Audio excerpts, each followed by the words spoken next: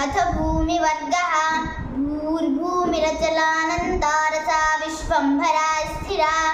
धराधरित्री धरणिः क्षणर्जाकाशपीक्षितिः सर्वं सहा वसुमती वसुधोर्वी वसुन्धरा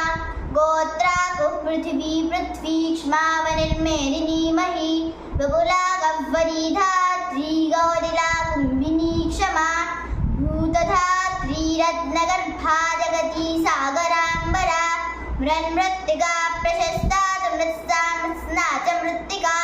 अर्वरा सर्वसस्याध्यास्याधूषः क्षारमृत्तिका